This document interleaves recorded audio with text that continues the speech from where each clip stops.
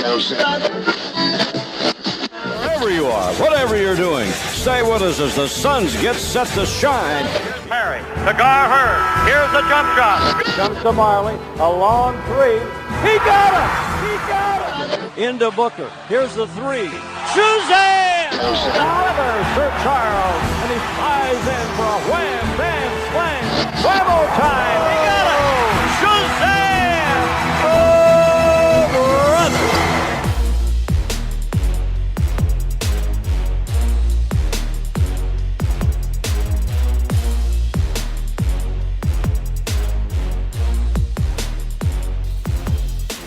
Welcome to the 7 Seconds or Less podcast. This is a podcast about both the NBA generally and the Phoenix Suns specifically. My name is Max McCauley. I am one of your hosts. And as always, I am joined by the great David Nash. David, how are you doing? I'm good, Max, and thanks to everyone tuning in again. If anyone's done all 4 podcasts up until now, we thank you very, very much for tuning in with us and hitting us up on Twitter and subscribing. I feel like we might have some new listeners today because we're talking about someone that might draw some interest, I would say. Yeah, and hopefully they don't mind some things that we've got to say. We're going to say a lot of good and a lot of bad because we're doing a full deep dive on presumptive number 1 overall pick, Deandre Ayton. Not actual number 1 pick? Didn't that happen already? Presumptive number 1 pick. Okay, I thought we already had his son's introduction presser. It really did kind of feel like it at points, didn't it? Mm-hmm. And the fact that he's hanging out with other players. We'll get into it, but yeah. It kind of feels like he's already the pick, but we'll see. There's some other guys in consideration. So yeah, we're going to really dive into Deandre Ayton. That's going to be the focus. But we're also going to get into some of the other guys. Jaren Jackson Jr., Mohamed Bamba, Marvin Bagley, all worked out for the Suns as well. I'm missing one too, right? Who else? I'm not missing anybody.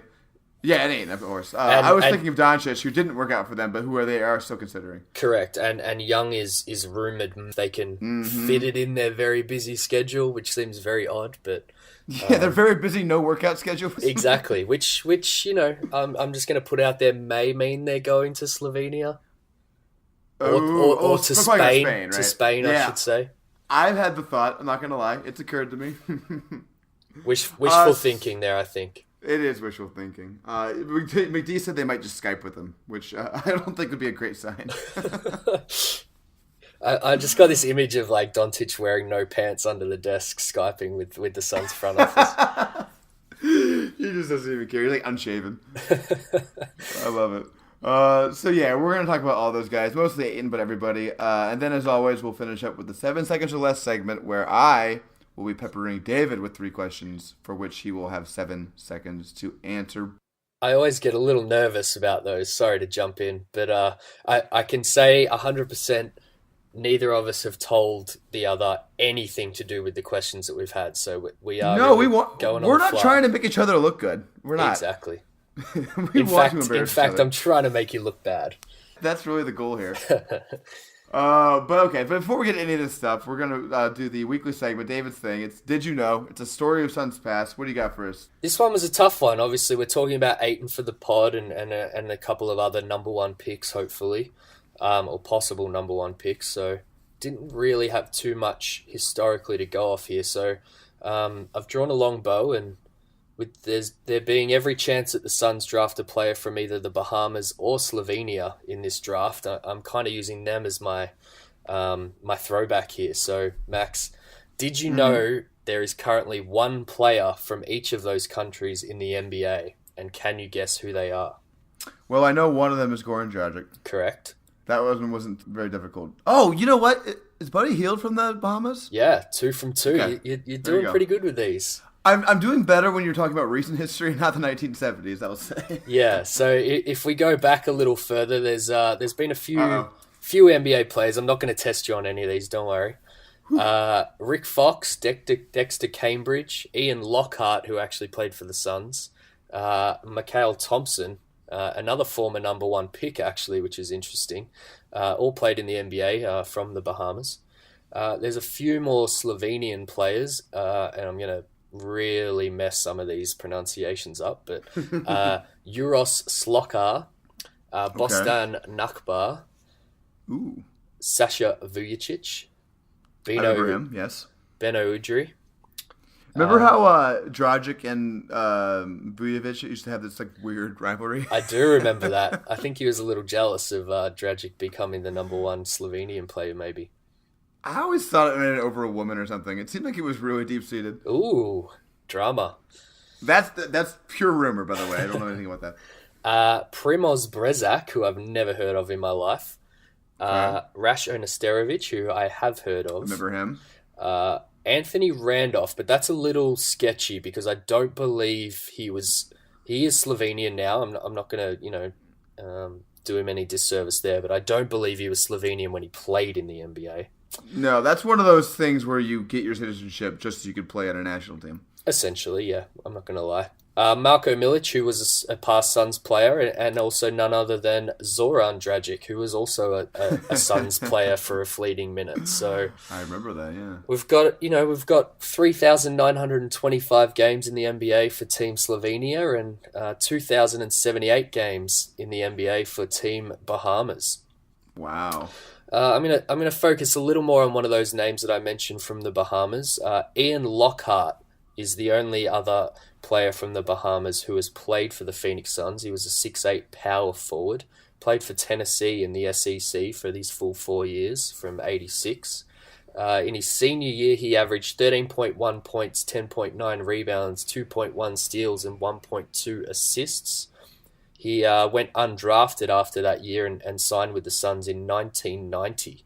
And he played 2 minutes total for the Suns for 4 points. So, Max, that's a per 36 NBA career average of 72 points a game.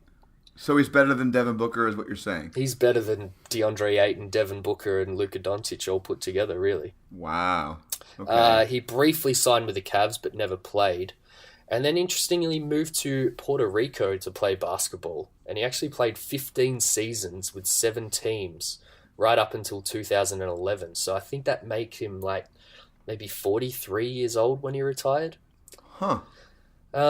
He averaged 13.3 points, 10.9 rebounds, 1.3 assists, and shot 39% from 3, actually. So he pretty much replicated those college numbers in his career in Puerto Rico, which is... Yeah, but he was doing it against grown men, David. Exactly. So he upped his game, but I was pretty impressed. I don't know if the Puerto Rican league's all that impressive, but he carved out a career for himself, and in that career he played most of his time with the Pirates of Quebradilla, as I'm going to say. Probably just absolutely butchered that.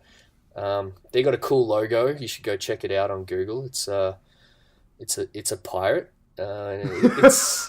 It's pretty cool for a basketball team.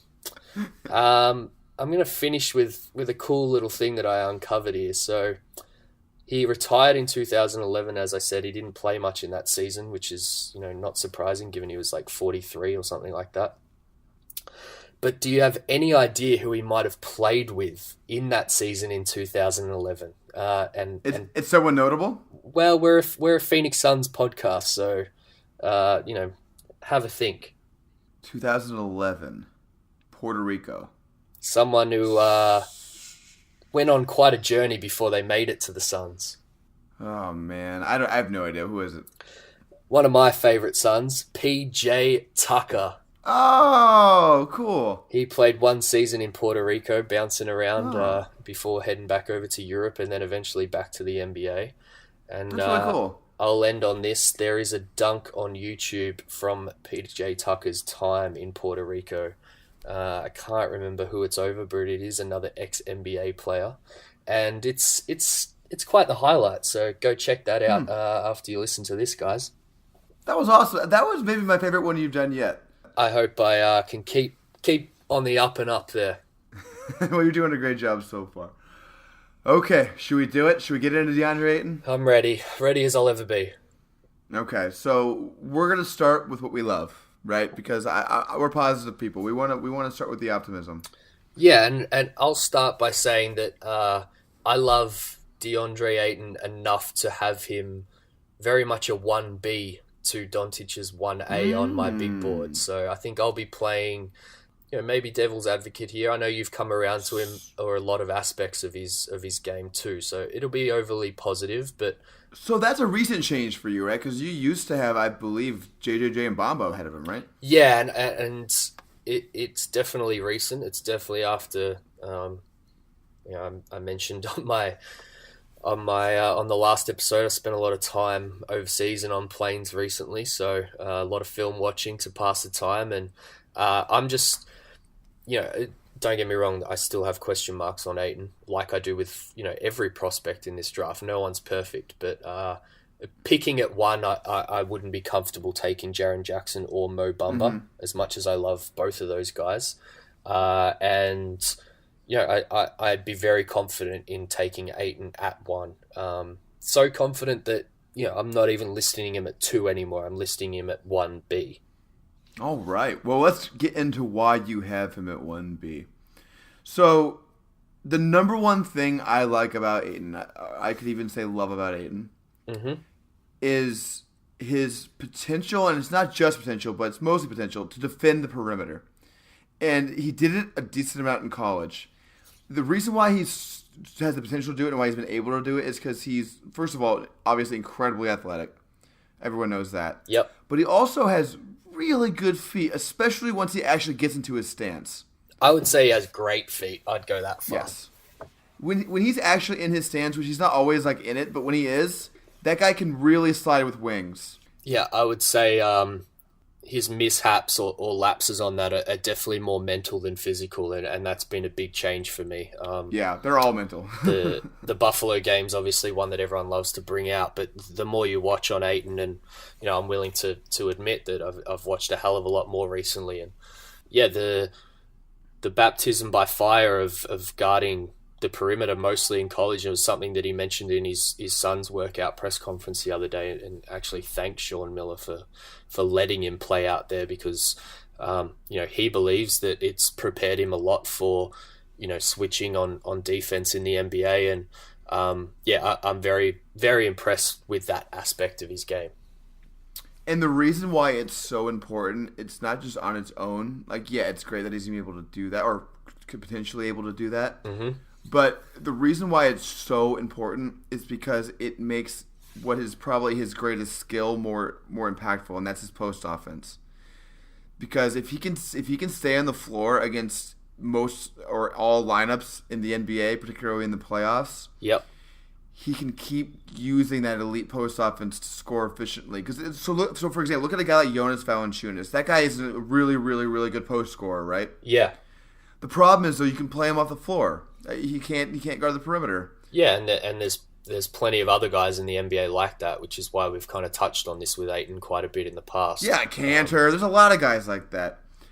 And that's what makes Ayton different, though, right? Is that he can not only be that elite post offense guy, he also can dictate matchups by being the guy who can stay on the floor against those small players. So you pick your poison, right? You have the small players out there who Ayton can still stay with, and he just completely punishes inside, or you put in a big husking guy to guard Ayton, and then you don't have your small lineup anymore. Exactly. And let me ask you this, Max. I think we've kind of spoken about this in the past, but I think we agree that whilst Ayton isn't a great weak side shot blocker or doesn't have great instincts, he still averaged 2 blocks a game in college, and for the most part, when guys come at him, whether it's at the rim or out a little bit deeper in the paint, he's pretty good at blocking shots when guys are just driving straight into him, because he's just a massive human being. For the most part. A little later we get into the question marks. I will push back on that a little bit. Okay, I'll save my point for that discussion. Yeah, maybe we'll have a little argument then. But I will say, yeah, you're right. He is good at that. I mean, to a certain extent, it's just he's 7'1" with a 7'5" wingspan, and he can jump 40 inches in the air. That guy's gonna be able to block shots. Exactly. So yeah, let's talk about that in a minute. Okay, cool. So I'll move on to the number 2 thing that I like most about Ayton. It's a combination of, we've mentioned this before, but he has otherworldly hands. His hands are unbelievably good. He catches everything. Totally agree. So when you combine that with his absurd size vertical explosion combo, it makes him about as safe as a bet as you can possibly have to rebound and catch lobs. Yeah, I think, rebounding is his most NBA-ready skill. You could chuck him out there tomorrow and, he's going to gobble up 10 rebounds a game in the NBA. There's a 0% chance that he doesn't, right? Exactly. He's going to be a good rebounder. Yeah, exactly. And he, it has led to, maybe some weaknesses in his game that might come up in the NBA that I think he'll very quickly improve on. But, he's not a great box-out guy. He kind of just, high points balls both on the offensive end and the defensive end. But, yeah, he just gobbles up rebounds. He has very, very sure hands. And coupled with, and this might be something you're going to mention in a bit, but couple that with just an extremely soft touch around the basket. But it's rare to have a guy with those kind of hands at that size.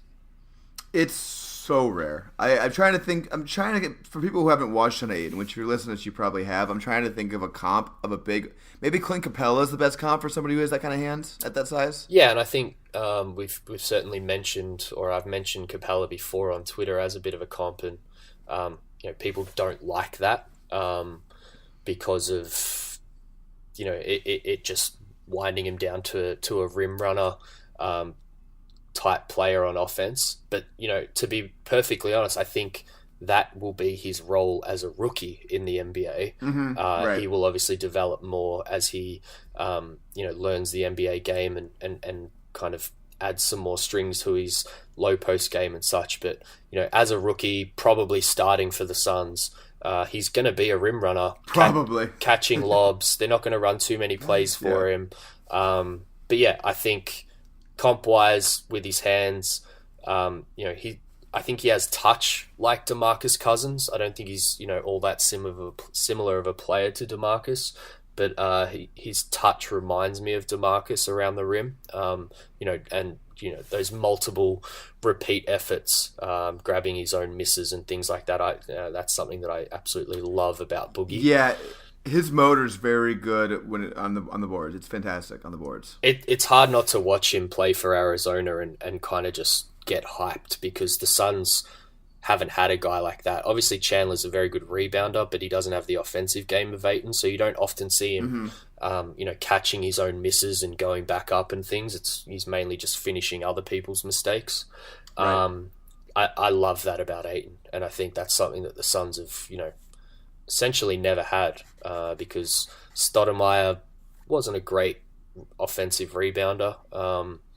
No, he wasn't. And particularly didn't have great, second bounce jumps after his surgeries and things. So definitely something that Suns fans won't be used to seeing, and a reason to get really excited about Deandre.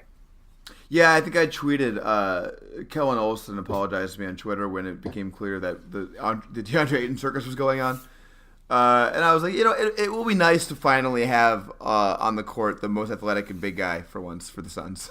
That never happened before. Exactly. And, guys with far less talent still need to be guarded very closely when they're that athletic. So you can see why Booker and Jackson and the like would be really excited to have a guy like Deandre Ayton because that space is just going to open up, almost on day one. Well, yeah, and if you're Booker, you lost probably an assist per game last year on Lynn and Chandler flubbing your lobs, so it'd be nice to have somebody actually going to finish them.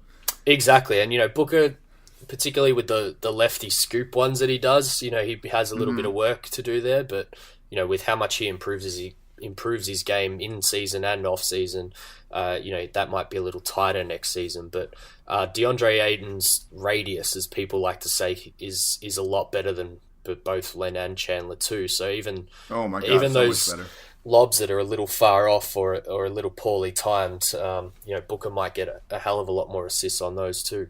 Yeah, I think Kellen's response was it'll be nice for Booker not to have to throw it into an exact point in the air. Yeah, exactly. And just to finish on that, that's something that McDonough touched on in, I think, both of their press conferences. Meaning Bamba and Ayton, and maybe even Jackson, when I caught up on that one. He talks about them being able to go above the square on the backboard and catch just about anything. Yep. I think that's a huge part of what makes him appealing. Okay, let's go to number 3, and this is going to be an interesting one because I think this is controversial. That I have this as a love. Yep.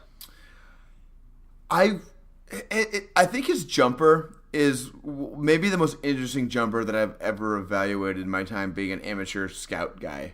Yep. It's there's problems with it. The feet are awful. They're all over the place. He lands like he's doing the split sometimes. The feet's the first thing that I think it's definitely what I see, and I'm sure it's so obvious, right? Yeah, you can't miss it. It's very wild. But at the same time, it's so natural to him to shoot. A lot of big men, when you watch them shoot, they look like big men shooting, right? They have like set shots, or they have something they clearly had to like work on figuring out how to do. Exactly. Deandre Ayton shoots like a guard. He looks like a guard when he's shooting. He does.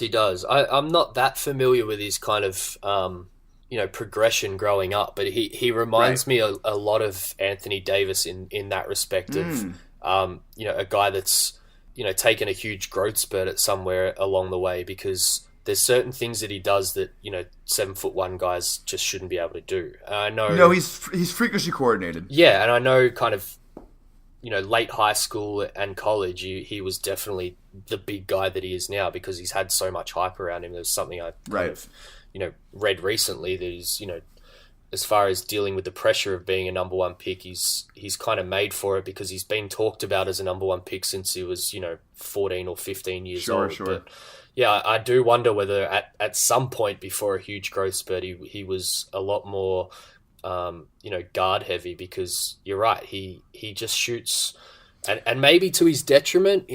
Probably one negative I have about him is he's too in love with the jumper sometimes. Oh, we're gonna get to that. But it's natural, as you say, as weird as it is, and you don't mess with something that goes in.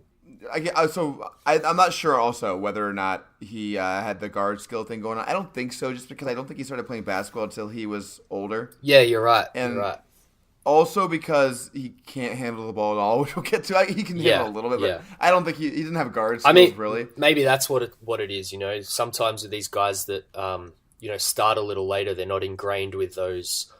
Big men are only supposed to do these X, Y, and Z type things. So, right, yeah. He plays with freedom, and he plays like he's been the most athletic, most talented guy on the court for his entire career, which, for the most part, he has. So, a little more on the jumper, because it's so natural to him. So, right now, I don't think it looks very good to project to the NBA 3, as it is right now, because it's kind of flat. He shoots it from a really high point, which I think is good, except for the fact that I think it's not the kind of shot you can see going in from 26 feet. You know what I mean? Yep. But because it's so natural to him and it looks like he just taught himself how to shoot, is it unfair to assume that he might just be able to fix that on his own a little bit? Not on his own, right? obviously. He'll coaching. Yeah, once you come into the NBA, you hope that your development staff, help him work on things. At this stage, I think there's, higher priorities for the coaches to focus on if and when he becomes a Phoenix Sun. But it's definitely flat. It's definitely, he's not giving it the best chance of always going in. And that kind of goes back pre-Arizona days, I believe. He's not the kind of guy that needs arc to shoot over guys, because he's going to be shooting over guys all the time with how big he is. But he could definitely give it more of a chance of going in. But he has great touch, as we kind of spoke about before. And, for a guy with that much muscle and that much of a giant frame, it's kind of weird looking at him, stroke jumpers like that. It's so weird. And the comparison I'll make is, how there's sort of a difference between natural shooters and like shot makers, sort of, as among guards. Yep. Deandre Ayton's one of the few shot makers I've seen out of a center. Yeah, and I think you made a really good point before, is like he's not the kind of guy that just shoots this set jumper because, people have sagged off him his whole career. It looks very natural. He even comes down as the trail guy and walks into those shots. It's not just he's standing out on the perimeter, ends up with the ball and shoots a set shot from 3. Like he's he's very much in rhythm a lot of the time, and other than the legs thing, Yeah, right. which might be another thing that they try and fix up a little bit. Yeah, it's a very natural thing for him, but hopefully not something he falls too in love with. Right. Yeah, we'll get to that, like I said. And the last point I'll make is because I think he's such a natural shooter, I could see him. He can't do it yet because his handle's not good enough. But when he improves his handle, I could see him shooting off the dribble pretty well. Yeah, I agree with that. I'm kind of excited for his NBA career to see, what he might be able to do in those situations off the dribble and attacking guys if they do sag off him. People are going to be, from day dot, people are going to be very worried about him attacking in space, using the spin moves that he has to, essentially end up right underneath the basket from the 3-point line in, a matter of seconds. So, if it does translate early on, his game's going to open right up, and the Suns' game is going to open right up too. Okay, I have one more love thing before I'm going to get into the question marks. Okay. He is an underrated passer. He makes some legitimately impressive passes out of double teams sometimes. I'm thinking of one in particular where I can't remember who it was against, but he was double teamed in the corner, and he dribbles to his left side and sort of makes this jump skip pass to the opposite corner directly on target for a 3. Yep. Do you know what play I'm talking about? I do. That's not a normal pass. That's a pass that it takes it's an advanced pass, is what I'm trying to say. It is, and this might be, it's funny how this pod is going to go, but this might be one of the things that we disagree on the other way, maybe.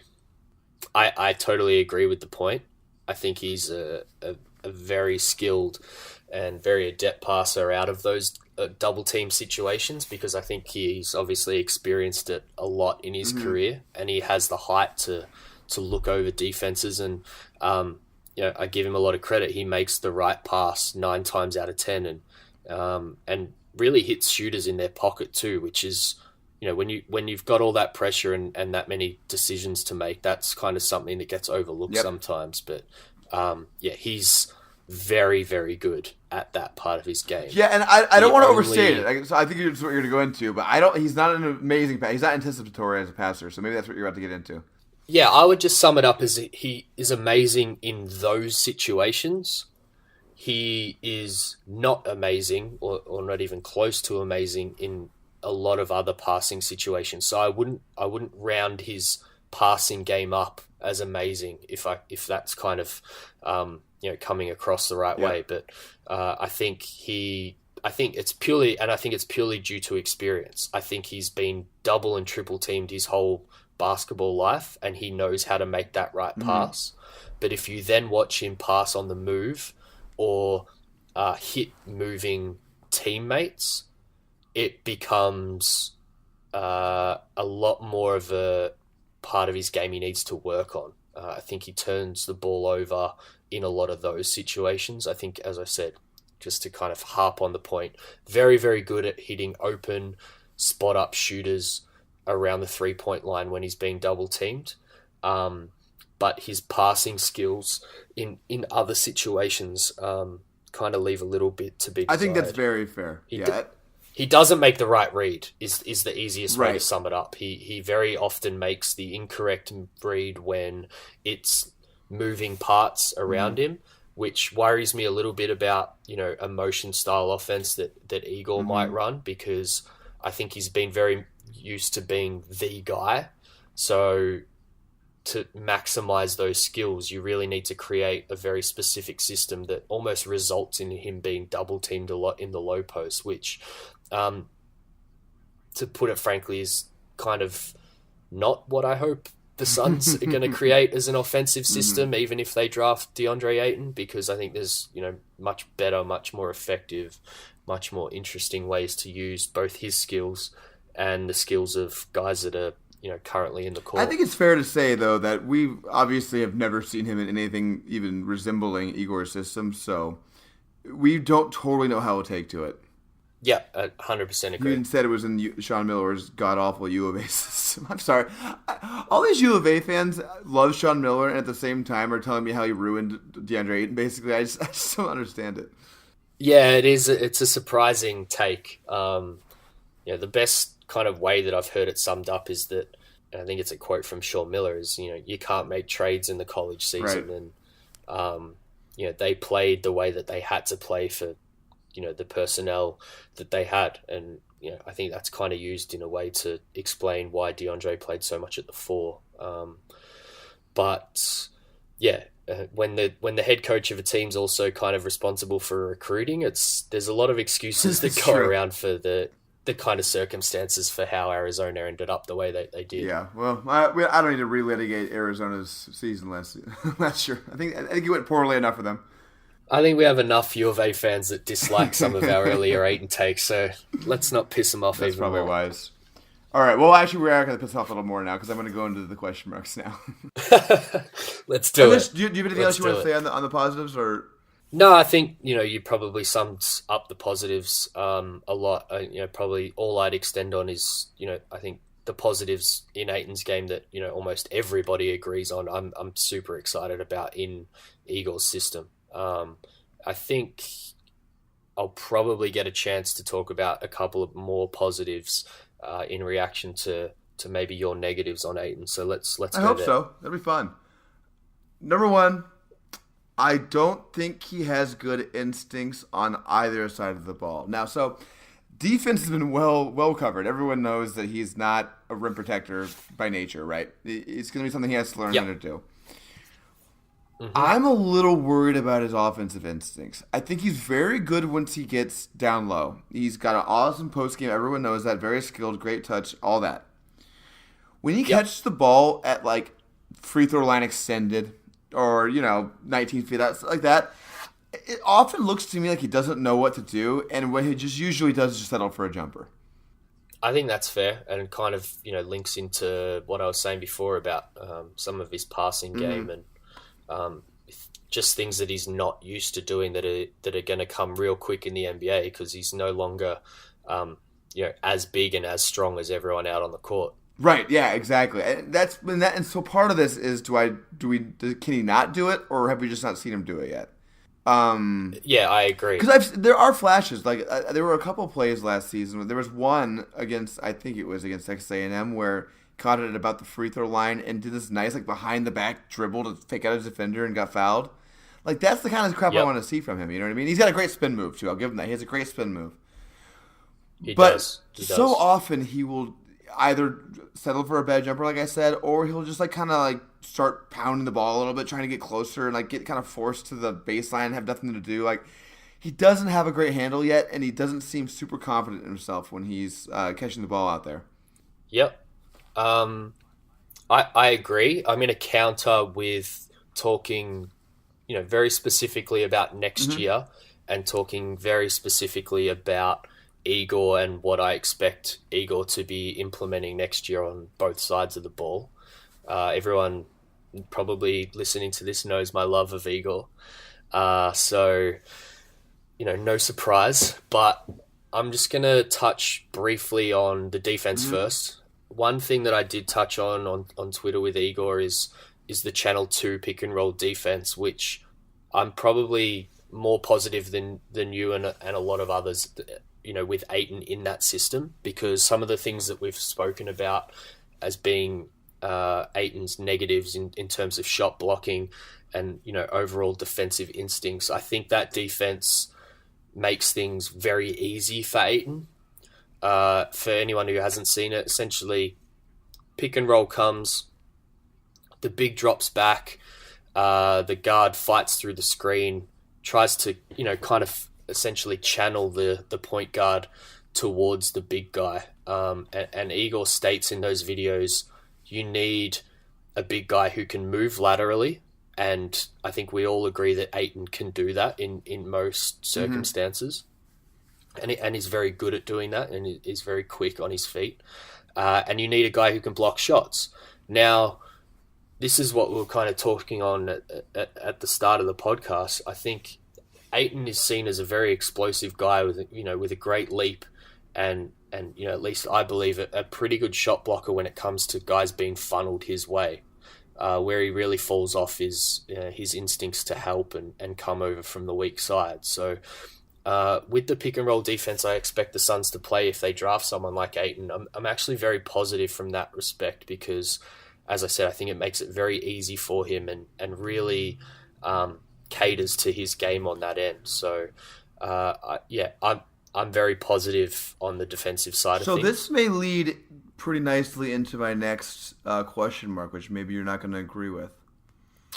Okay. I don't think, other than rebounding, I don't think he displays enough physicality on either end of the floor. Just start with defense, as you just mentioned it. I agree with you that he's much better when he has people funneled into him than he is when he has to make decisions. However, not just a few times I saw him get backed down by people he should not have been being backed down by. He just doesn't use his absurd size and length to impose at the rim nearly enough for my liking. I see people so Buffalo. Everyone has the Buffalo game, but the Buffalo game does provide a pretty good example of there's a couple plays there where he does an amazing job to stay with somebody at the perimeter all the way to the rim, and then just lets the guy shoot the layup. He just lets him lay the ball in. What is that? Yeah, I mean. It's there. It's there. You're not making things up here. I think the classic response to that is he didn't want to foul and he wanted to stay on. Yes, the court, I have heard that. It kind of ties into what we're talking about with Sean Miller and some of the the defenses of his defense, so to speak. However, there are some plays, as you point out, where it's just inexplicable. It's got nothing to do with him not wanting to foul because he doesn't even just jump straight up and go vertical and make guys shoot over the top of him. So yeah, it's definitely an instinctual thing. It's more than instincts, though. It's more problem. than instincts because I think it was the Colorado game. I can't remember exactly, but there's one game I was watching where there were two consecutive possessions where dudes who were 6'8", 6'9", just straight up backed Ayton down and shot over him at the rim. And just no resistance. Yeah, it's an alarming thing, and it's something that I kind of chuckled at in his press conference when he talked so much about being a competitive guy on both sides of the court, because there was definitely times where he didn't prove that. Didn't he say he season. wants to be Kevin Garnett? He did, which I appreciate the ambition, but he's gonna have to bring it because he's talking the talk. Yeah, he ain't there yet. Maybe he'll be one of those guys, Ben Simmons type, who just goes up another notch as soon as he touches an NBA court. I can tell you right now he'd want to, because some of the things that he said in that press conference, they're going to be very easy quotes to pull out if he doesn't bring it in the NBA. That's not going to be fun. So yeah, I will say that I'm very positive on him as a defender in the NBA next year, purely because of the system I expect the Suns to play, and it catering towards his strengths. And conversely, on the offensive end, some of those negatives that you have in his game, things that he really needs to work on, I think it's something he'll be afforded the time to work on over time, because as I kind of touched on earlier in the pod, I really expect him to be, a heavy screener, rim to rim type role guy, rather than the Suns, changing their whole offense this summer to kind of run through. We should point out, though, that then this goes along with my physicality point. As of right now, he's a god-awful screener. At least he was in college.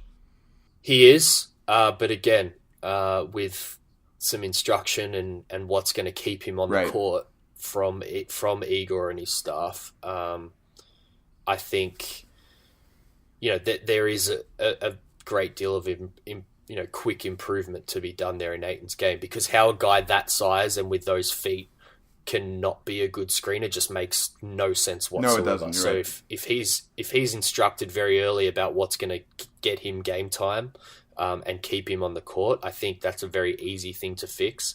I also think it's worth noting that the Bigs coach, whose name is escaping Corliss Williamson, his nickname. There you go. The nickname of Mr. Nasty.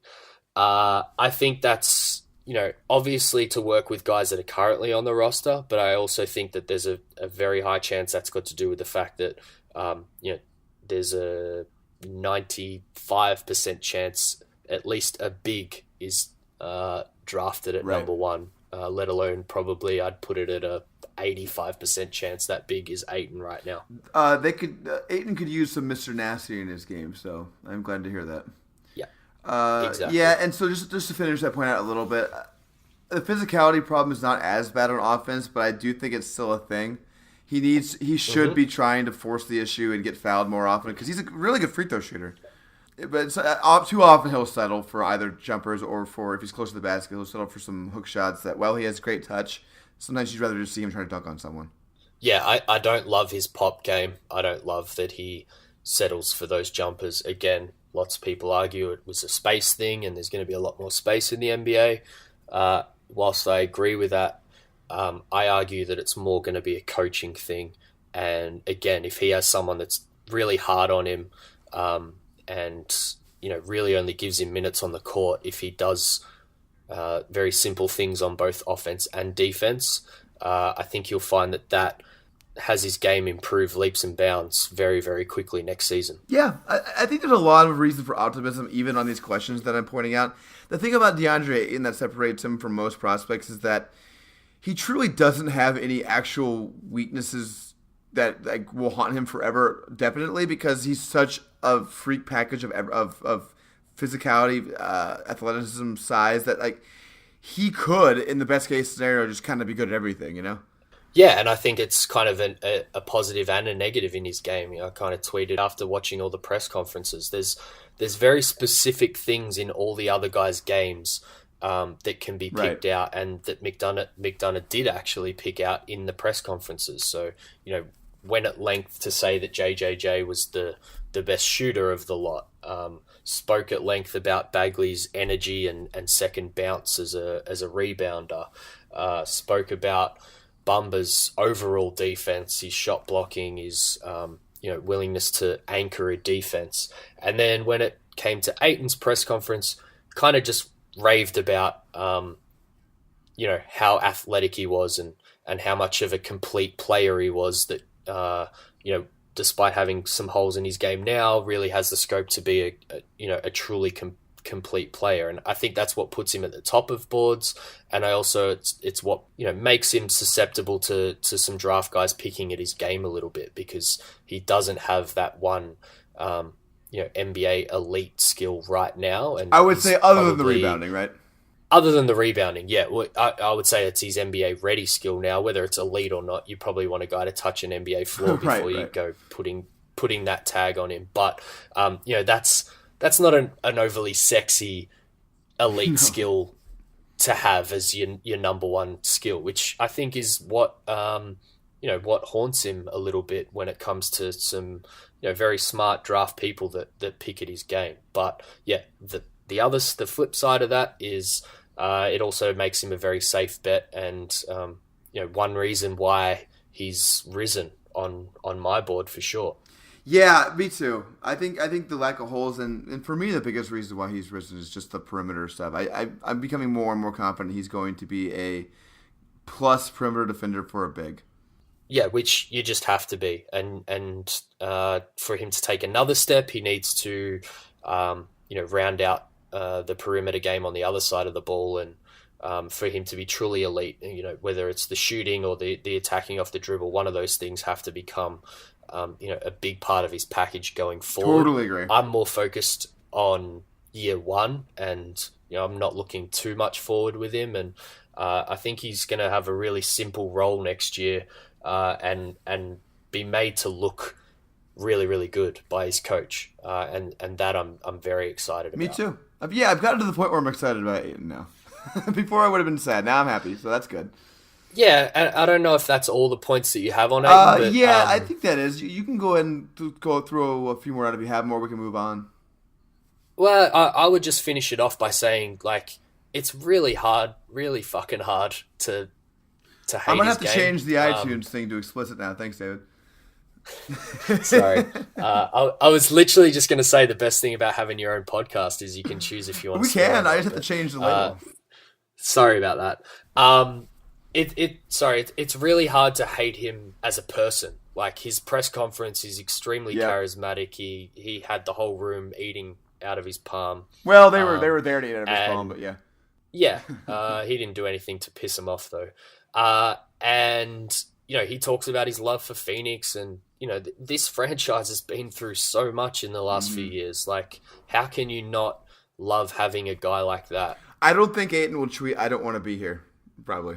I don't think he will either. Although if you were put through what Bledsoe was put through, maybe that might change. But, yeah, maybe. I got a soft spot for Bledsoe. I liked my time with him. I didn't like it towards the end. I didn't like some of the things he became as a player. But what really happened there, this is an aside, but when Booker emerged is really when it went real sour with Bledsoe. Yeah, I think that's a pretty clear kind of flag in the timeline. Again, no pun intended. So let's move on, shall we? I think we've done enough on Ayton. Well, we just went 30 plus minutes on Ayton, so yeah. Hopefully, we won't get too much hate for that.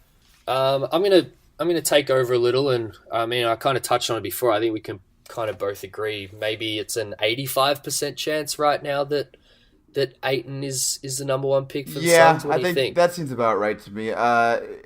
With like maybe a 10% chance they trade the pick and do something else, and maybe like a 5% chance they actually just outright take Doncic or somebody else. Yeah, I think that's pretty fair. I mean, going through all the workouts that they've had for the number one pick and throwing Doncic in there, I don't think the Suns are going to pick anyone else but Doncic at one.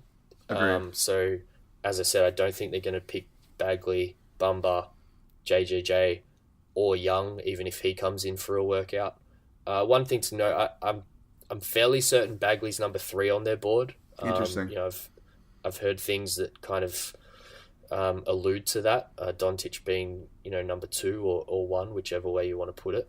So with that in mind, I think it's a very, very slim possibility that Bagley is picked at 1, and therefore even slimmer that it's Bumba or So JJJ. One thing with Bagley too is even if he were tied, or just in a hypothetical scenario with Ayton or Doncic at number 1, you have to think that McD would lean away from taking him just because it would be giving up on either Bender or Chris almost certainly, right? Yeah, I think that was a really important note from Bagley's press conference with McDonough at the start. He kind of went at length on how Bagley is almost certainly a 4 in the NBA to start his career and maybe can slide up to the 5 in a few years' time. And I'm not sure that he's ready to give up on Bender or Chris just yet. While they're on the roster, I think he'd happily include them in a trade that gets them a guy that he really wants. Right. But I don't think he's going to create that kind of a logjam at the 4, particularly with the number 1 pick. So I guess if we run through, we've essentially said there's maybe a 5% chance that Doncic is still the number 1 pick, and maybe we'll get a clue there with the team going over to see him once more or something. Yeah, it'll matter to me if they go and see him or if they just Skype him. That won't matter to me. Yeah. I do wonder, I've tweeted about this in the last couple of days, I do wonder, what the public conversation would be like if Doncic's, raw numbers were a little bit more impressive. I think this kind of debate started out with everyone talking about Ayton being a, surefire 20 and 10 guy. And, it's not a perfect science, but, if you take out the last 20 or so games of Doncic's season, which take him back towards the minutes that Ayton played in his entire college season, around 1,200. And then if you kind of extrapolate that out to the 32.5 minutes that Ayton played, Doncic's numbers are damn impressive. Like, we're talking 20 points per game, 6 assists, 7 rebounds, 45% from 2 and 30% from 3. So, I do wonder if the length of the season that he's played and also the limit in minutes, because he's playing a different style and also playing on a pro team that has, a lot of other guys that can sub in for him. Yeah, well, and he also played all last summer in Eurobasket and played all the last year before that, too. The guy's been playing too much basketball. Yeah, and I think that's really admirable. He's signed to a pro team and he's doing what he should be doing, but ironically, it's hurting his stock. I kind of noted, would the story be a little bit different if he just took his gold medal from Eurobasket, came over to the States, worked on his body, then only did, workouts and interviews in his pre-draft process, said all the right things like Bumba says in his press conferences, did 1-on-0 workouts that, only highlight the good parts in his game. Instead, he's out there on the court with the world watching and letting people pick apart his game while he, wears down. So, it's very admirable. It might kill his draft stock. And that's kind of the question I wanted to end on with Doncic is, where could he possibly fall to, do you think? Especially if it's true that he's, more concerned about fit and situation than the number that he goes at. I really, really think that Sacramento is going to take him at number 2. I just really do. I don't buy all the stuff about him falling. I think it's all, smoke. Okay. I especially don't buy that Sacramento's not interested in him. I know Sacramento's interested in him. It's ridiculous. That article was based on Vade not going to Europe because he had to attend his son's graduation. It was just absurd. Yeah. And he was there like last week. Him and Vivek were. He was, yeah. So yeah. I think the Kings are going to take him at 2 if we pass on him. I really do. I don't buy any of that. I guess it's my answer. Yeah, I think that's fair. And I'm kind of throwing a few 7 seconds or less questions at you here almost. But moving on to Bagley, I didn't like, his reaction to the negativity towards Ayton in his press conference. I think at first he tried to, kind of just fob it off. I don't know if that's a term that that's our weekly the US term. Yeah, sorry. Sometimes I don't think about these things. But I guess to translate, I didn't like, he tried to avoid the questions to start with, but then kind of got trapped into it later on in his press conference. My biggest note on him in his press conference is he's definitely the one with the biggest chip on his shoulder. I think he understands that he's unlikely to go at the top pick, and that's kind of motivation for him. If he turns that into motivation to becoming a really good NBA player, then good on him. But I didn't love that negativity. To be fair to him, though, the dude got asked 3 to 4 straight Ayton questions to start off his press conference. This is true. It's a little disrespectful. Yeah. So I think my question with him is there any chance the Suns pick him, which we've kind of already answered. I don't think there's any chance they pick him at 1. His probably only chance is the 10 or so % we've placed on the Suns maybe trading out of the number 1 spot. I don't think they'd trade out for him either. It doesn't make a lot of sense to me. Yeah, I think it's pretty slim. Other than the fact that I've heard that he's kind of 3 on their board. Yeah, that's really interesting. I'm surprised to hear that. Yeah, and I am too. I'm not exactly a well-connected NBA insider, so right. I wouldn't put too much into that, but I'll throw that little nugget of information out there for our listeners. There you go. You get some exclusives here on the podcast. Moving on to Bumba, I think it's undoubtable that McD loves Bumba. I think it's really hard not to love Mo Bumba. I think, comparing him to Ayton, I kind of said this earlier, I definitely wouldn't take Bumba at 1, but I love Bumba, more than Ayton as a prospect overall in terms of what he could become in the NBA. Really? I do. And that was a big reason why Bumba was higher on my early big board before I really delved into these guys. So I think I don't see that at all. I think that Ayton ceiling's a lot higher. It's interesting. I think as top level 99% ceiling, if Bumba becomes a 3-point shooter who can guard in space, protect the rim at all costs like a Rudy Gobert, that's just extremely valuable in the NBA. Yeah, I think I'm pretty low on him defending in space. I know he talks about he's going to work on it, and he does decent feat, but there are just so many times he got blown by in college.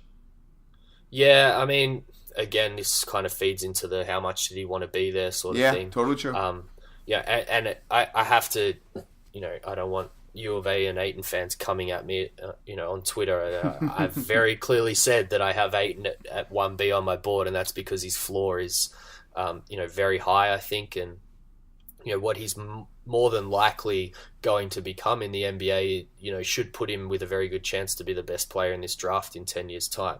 However, at absolute peak value, and if some things don't work out for Ayton and those same things really work out for Bumba, I could definitely see him being a better prospect in 10 years' time. Okay. Where do you think where he goes? Do we agree that it's probably Dallas at 5? Yes. My mock draft right now would be Ayton 1, Doncic 2, JJJ 3, Bagley 4, Bamba 5. Yeah. I think that's fair. I think it's hard to see him going to Memphis and Atlanta probably too. So, maybe other than some movement with trades and things, which I think all the top 5 teams would be very silly and stupid to trade out of the top 5. Mm-hmm. I think we can be pretty positive on Bumba going at 5 to Dallas. It feels right. So I guess moving on to JJJ, he's the last one that came in for a Suns workout. Your man. I love Jaren Jackson Jr. That's my clear number 2. Almost a 1B, I would say. He's almost a 1B for me. Interesting. Yeah, I'm very high on his kind of, likely outcome in the NBA and his kind of top ceiling outcome. It is dependent on him, really working on a few things and B, a lot of the things that he did in college translating easy over to the NBA. But kind of touching on the press conference again, which is kind of where I've been going with looking at all these guys. McD sounded very, very confident that essentially all of those things were going to translate to the NBA. He called him an elite rim protector. He called him an elite rim protector. He called him the best shooter right now out of all the guys that they've brought in. Right, which he is, by the way, if you just look at the numbers. Yeah, he totally is. I guess some people would say that, small sample size or, didn't play as heavy minutes as some of the other guys. But, yeah, McD sounded very confident on that. It sounds like he shot the hell out of the ball at the workout. It does, which, it's very easy to do when you're almost professional NBA player and doing a 1-on-0 workout against 6-foot white assistant coaches. But I think we can agree there's no chance that he's won. No, I don't think he's won. But I do think if they make a trade down to say 3, that's the guy they might be taking. Him or Bamba. Interesting, yeah. I mean, I think we probably agree that he fits quite well with Atlanta. I think we touched on that in our first pod. I've come around a little bit to your point of view of the fit with him and Collins together. Well, it has a lot to do with how versatile he is, because he can play in a lot of spots. I think I wasn't giving him enough credit for how versatile he is. So I'd love to see that, and I'd be very surprised if he slides past 3, and definitely very surprised if he slides past 4. Yeah, me too. I'll be screaming at the TV for the Suns to move up if that happens. Yeah, it basically puts him out of reach for the Suns, I think, other than trading back from the 1. Right. Which, again, I guess I'll end on that with these press conference nuggets, so to speak. McD not ruling it out. Definitely not ruling it out enough that we're giving it maybe a 10% chance of happening at this point in time. Yeah, so I think what that was him acknowledging the Boston trade. In fact, I think he even ran down what the Boston trade was last year when he was talking about this. So he did, yeah. Yeah, he can't preclude that, because obviously if a team is going to offer an asset like that, he has to consider it. Of course, I don't think any of the teams in the top 5 have an asset like that. In fact, I know they don't. So I think it's very unlikely. The most interesting part of that comment to me actually was when he said that they would be comfortable picking lower than 1. I think that said a lot about whether or not they've already decided on Ayton. I do think they're going to give it a full week process next week to really make sure that he's their guy. I do think they're leaning that way now, but I think they're going to give it a chance. Yeah, and I think a lot of this exercise has kind of been about that. I think there was obviously a lot of media in terms of Ayton being the pick. Guys like Gambo and Scott Bordeaux essentially said as much as, a month ago. So, Gambo didn't just essentially say as much. He said 100% on lottery night. Exactly, and they might still be proven right. I think it's very likely that they are proven right. But I think this whole week has been about kind of like they did with the coaching search, going, okay, you may all think that we made up our mind, but we're going to go through a whole process that essentially shows that we looked at all of these guys in depth, spent the same amount of time with all of them, didn't give any priority treatment, and then we still ended up with Deandre Ayton. Right, which is what they kind of have to do. I mean, that's what they have to do. Yeah. Okay, cool. All right, I think that wraps up our top 5 prospect talk. Let's move on to 7 seconds or less. I think it's my turn this week to ask you some questions. I'm excited. Let's do it. Okay, so this week I'm doing some would you rathers is what these are going to be, okay? Okay. All right, first, would you rather come out of this draft with Ayton and Trae Young or Doncic / some guy at 16? It's going to be really hard to wrap into 7 seconds, but it really I'll give you an extension on this one. It depends on the cost for Young. Okay. I'm fine with Ayton and Young. Like, I know it's a bit sketchy defensively and things, but if that's what the Suns go for, and it doesn't cost a hell of a lot, i.e. maybe 16 and one other asset to get Young, sure, let's do it. But so that doesn't answer the question, though. It's the would you rather. I would do it over Doncic, yes. And Okay. that probably speaks a lot about how close I've gotten Ayton to Doncic these days. Right, he's your 1B now. Yep. All right. Number 2, would you rather? Would you rather come out of this draft with Doncic and Jaren Jackson or Karl Anthony Towns? That's easy for me. I'm going Doncic and Jaren Jackson. That is like probably the juiciest outcome and one that I think is, essentially impossible. So, whatever it takes to do that over Towns, I would do it in a heartbeat. Okay. I think I would too. I mean, Doncic and Jaren Jackson, that's just, oh my God, that fit would be so great. They're probably my two, favorite kind of, guys just as players in this draft. Yep, they're both really fun. Okay, the last one. Would you rather come out of this draft with DeAndre Ayton or Markelle Fultz and the number 10 pick? Ooh, you've really thrown something out there. Yeah, this is a wild card.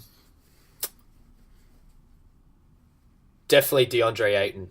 Okay. I think there's far too many question marks around who you'd get at 10, and definitely a lot of question marks around what Fultz even is anymore. Markelle Fultz is just one giant question mark. He's a guy that lies on the ground shooting shots. Oh my God, did you watch that video? Oh, it's just, poor guy. I really feel for the guy, I do, because he was a hell of a prospect coming out of Washington. Incredible prospect. I was dying for the Suns to get him. Yep. Well, cool. I think that does it for the show. Thank you, everyone, for listening. Please, if you liked what you heard, rate, review, and subscribe. It really helps us out. You can follow me on Twitter at MaxMCC11. You can follow David on Twitter at The 4 Point Play. Thanks, David. Thanks, Max, and thanks for everyone sticking with us for, about an hour of talk. So I appreciate it. Until next game, guys.